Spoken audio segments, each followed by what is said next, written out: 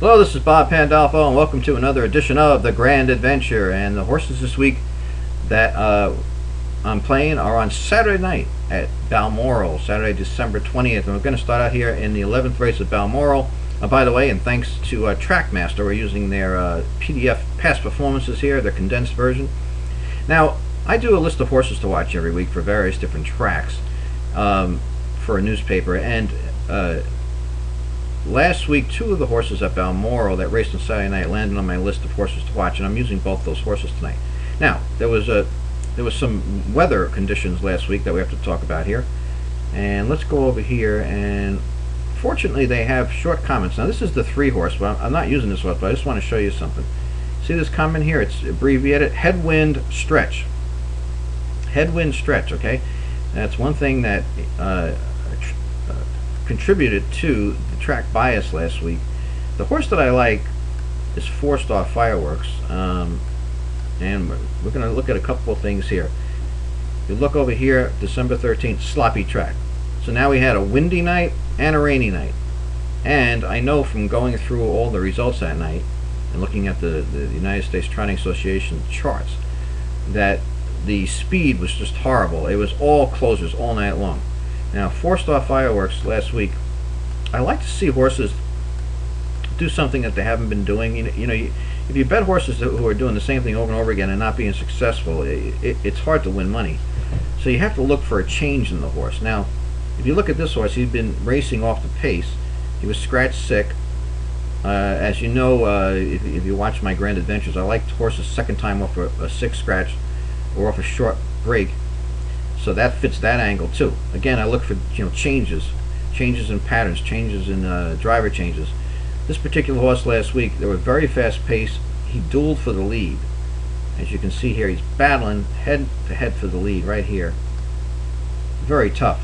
27-4, 54-4, 124 flat to the 3/4, and over the sloppy track.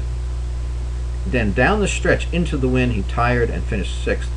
And if you go over here, and we'll move this over here and see that dual tired, and he lost by 8.5 lengths.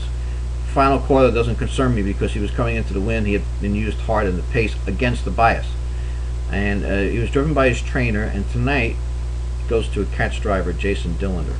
Again, I like to see changes. I don't like to see the same horse doing the same thing over and over again. So this horse has the driver changes. He raced against the bias. He had the tough trip. It's second time off the 6th scratch. So some good angles going on. Now we're going to go to my next race, which is on in the 12th race, and this particular horse is Apache's Gold. Here he is, Apache's Gold. Again, sloppy track, bias, and let's look at Apache Gold line from last week. Here it is. Okay, he had post 10, and he got parked to the quarter in 27-4. Set a fast pace. This is a $8,000 claimer. Non-winners is 6 lifetime.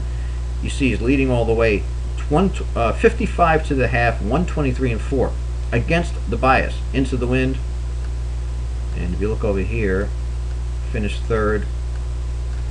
Again, I'm not concerned about the slow final quarter. He was going into the wind against the bias. It was all closes all night long. And if you look at their short comment, they do a very good job in these short comments in Chicago. And unfortunately, not all the tracks have these comments. If you look right over here, big effort, it says here. And it was a big effort. And he had post 10. Now he gets the rail tonight. So again, a good change.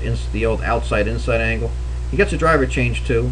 And again, he showed something last week that he hasn't been showing, which is speed. If you go over here and look at the lines, you can see off the pace, off the pace, off the pace. Boom. Goes to the front. Shows improved speed. I like to see that. I like to see a change. I don't want to see the horse doing the same thing over and over again and not being successful. So both of these horses kind of fit similar angles. Show good speed against the bias on a night where closers dominated last week. And Apache's Gold and my horse in the 11th race, the 8-horse, both of them in tough spots. I mean, these are price horses. These are not walkovers by any stretch of the imagination. These horses I'm going for prices, and hopefully we get at least one of them home. So for the Grand Adventure, this is Bob Pandolfo on behalf of the USTA. Thanks for tuning in again, and see you again next time.